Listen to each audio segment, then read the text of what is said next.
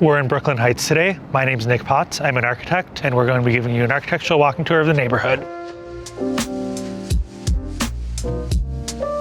Brooklyn Heights was really the first suburb, and obviously before there was a train, there was a ferry at the top of this street.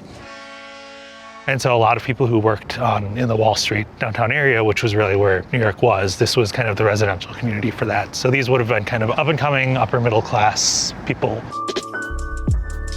We are on Willow Street today looking at a grouping of late federal townhouses. Most of the houses built around this time were painted weirdly, even though they were brick. Even in some of the earlier buildings, they would actually paint out the mortar between the bricks and actually paint that in a different color. These are all a bit more monochrome, almost painted to look like they were brick. The square carving on top of that, there's a little bit of style being brought in at this point. This is right, when the nation was new, we were looking for our own forms, and people were looking towards Greece because it was an ideal of democracy. And so you see that these kind of Greek key motifs and rectangles, these kind of geometric decorative elements started being applied to the materials. There's some ionic columns built into the door enframelments and leaded glass, which is drawing a bit from what you find in stained glass, where there's an H-shaped piece of lead the glass threads into. It's a way of dealing with very small pieces of material and creating something beautiful out of it.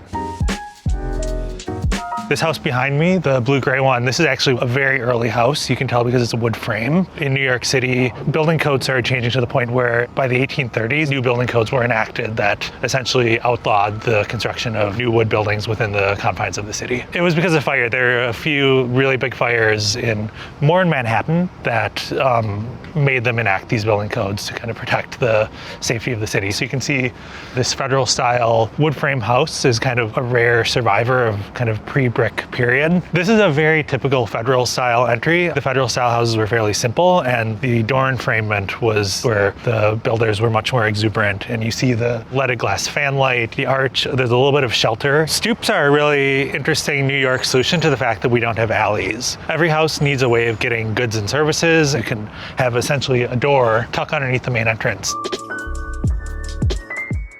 So the building behind me right now is a Queen Anne style townhouse from sometime between the 1870s and the 1880s. I can tell because of both the shape of the building and the different types of materials that are used. They're almost always asymmetrical. There's a really kind of crazy attic story where they really were going to town with trying to create something new and different. I really can't imagine what its inspiration was, and it seems almost medieval, and it's possible that they were looking towards things like castles, but it's totally unlike anything you've ever seen. The most notable thing would be the terracotta ornament on top of the windows and his inset spandrel panels across the building. Terracotta is a material it's essentially built like a brick. It's a clay that's fired, but terracotta is poured into a mold, so you can get these really kind of deep relief sculpted shapes out of it.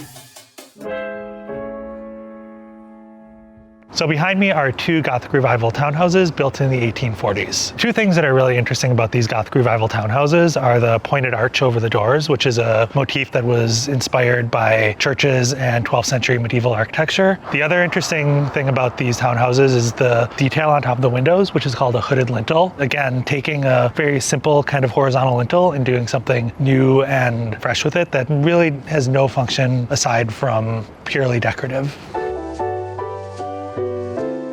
So here we are on Pierpont Street, another example of a Gothic Revival house. This one is more seen as a freestanding, almost country house. One of the big trends that happened around 1850 when this was built was there was really some of the first publications on architecture by Andrew Jackson Davis and Andrew Jackson Downing, who were publishing these books on kind of ideal country houses, and a lot of them used this kind of Gothic style as a starting off point. So this is really almost like a Gothic villa. It's a little more freestanding. You can see this house is pulled back from the lot line somewhat, and it also is set back from the street. This shows you this was a very kind of high-end, luxury house as opposed to the other townhouses, which were more making do with a very small site. So here we have some very fancy lintels, a hooded lintel again, but here there's been an insertion of a trefoil sort of detail carved out of brownstone. So this is fairly elaborate, communicating the status of the people who built the house. You can also see the quatrefoil detail of the stoop, and then in addition you have the pointed arches on the metal fence and the pointed arches on the porch. So it's a lot of different pieces of the building are communicating the Gothicness of it. When you're building in New York and you can't build towers and moats and everything, so it's really an applied ornament towards a fairly straightforward building. So behind me is something you don't see very often in Brooklyn, and that's porches. And these Greek Revival houses are really interesting in the fact that they have a uniform street front. This was designed as if it would be one continuous street with a marching colonnade. And these weren't really monumental houses. These were a little bit more working class than what you see a little bit further north in Brooklyn Heights. So instead of these being done in stone as if it was a Greek temple, it's taking that language and translating into things that a carpenter could make. You can also see that there are no stoops here. These are another fairly experimental way of trying to deal with the fact that there's no alley. There's a bit of an areaway, which is different from what you see typically. We're really close to the Atlantic Avenue ferry stop, so these would have been one of the first groupings of houses built when that connection was made. So behind me is a really interesting example of how these houses would evolve over time and be made into something totally new and different from their original selves. All of these houses have had a mansard roof put on, and this was in a much later style of a French Second Empire, about the 1870s. So a mansard roof was something that developed in France in the middle of the 18th century and really was a way of creating an attic within the footprint of a floor. So rather than having a low sloped roof, you end up having a very almost a vertical piece of roof that has shingles put on it and then a much lower pitched roof on top of it. It might not be apparent at first, but this house behind me is actually one of the newer houses in Brooklyn Heights, probably dating from around 1905 to 1910. And the first place to look is the lintels. They look a lot like some of the brownstone lintels that we've seen on other houses, but they appear to be made out of cast concrete. There's a very kind of refined detail to it. The brickwork is also taking the forms of a Flemish bond, which is the short, long sort of pattern, but you can see it's picked out in different colors. They're consciously trying to show off the revival of a revival. So this is a fairly early example of the Italianate style, at least starting to emerge in these houses, even though the house is mostly Greek Revival. On top of the windows have these consoles or corbels that are scroll work. They're really sculptural and projecting out from the house. This was a thing that you'll see become a very huge theme in the later Italianate style houses. At this point, glass technology had gotten to the point where you could do these huge sheets of glass, which partially was, these houses started getting much bigger and deeper. So you needed the light to penetrate as deep into the house as possible. So the windows started getting very tall. You also see the stoop railing, very heavily expressed in brownstone, really kind of taking the heft of the material and doing something very sculptural and sinuous with it. Behind me is an example of 3 Italianate style townhouses. Some of the most important things about the Italianate style, aside from the fact that they're built out of the brownstone, is the use of carving. And you can see on top of the doors are these corbels, which are these S-shaped carvings. There's also a huge amount of interest in using arches in these buildings. The Italianate style really came from looking towards Florence and things that happened in the Renaissance. So they were looking towards, again, other than Greece and Rome. As Brooklyn grew, Brooklyn Heights became kind of the center of more kind of upper class living. People wanted to entertain. They wanted to have double parlors. As floor heights got taller, the houses actually also had to get further from the street because the amount of steps to get up to a higher parlor floor means you need to climb more steps, meaning the house needs to push further and further back. So you get these bigger sorts of areaways in front of the house. So behind me are 2 Beaux-Arts style houses. These are something that you don't see a whole lot of in Brooklyn Heights. They happened a little bit later than when this neighborhood was built. They're much lighter and they're a little bit more classical than the other styles we've looked at, which have been more about finding a truly American style. They became popular around the 1890s after the World's Columbian Exposition, which is a very influential World's Fair in Chicago. So you can see the laurel wreaths and Greek crossed in some language. You see the use of arches and really kind of express Roman language. We're moving away from brownstone here and finding brick again, and it's using a light brick, almost a Roman sort of brick, a very low horizontal profile. The edges of the building are being expressed with coins. Those are the limestone pieces at the edge of the building that sawtooth in and out, so it's a brick building framed by limestone.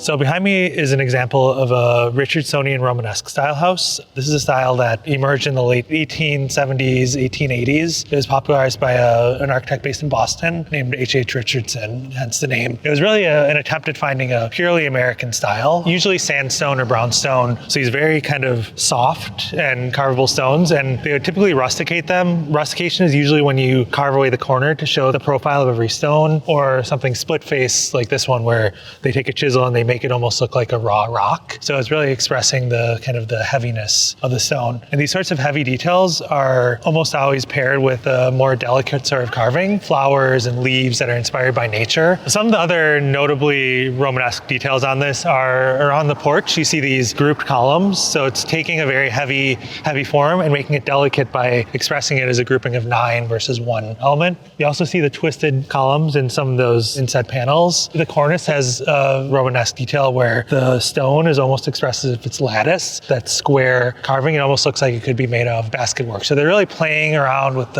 and subverting the true nature of the material while also expressing it in other places. Typically the interiors in these houses were a little bit dark. They used a lot of wood, so they were about mood and mystery. And so the use of stained glass would bring that in. You get this colored light washing into this dark room. It's almost like a jewel box, as opposed to some of the Greek Revival or earlier styles that were more about lightness and air. These were more about coziness and surrounding you. It was obviously begun as a single family house. At one point it was a brothel, and it later expanded into what it is now, which is an apartment house. So, these big houses have had multiple lives, and it kind of speaks for the this neighborhood in this part of the city that it's constantly reinventing, and the buildings are becoming new and different versions of themselves.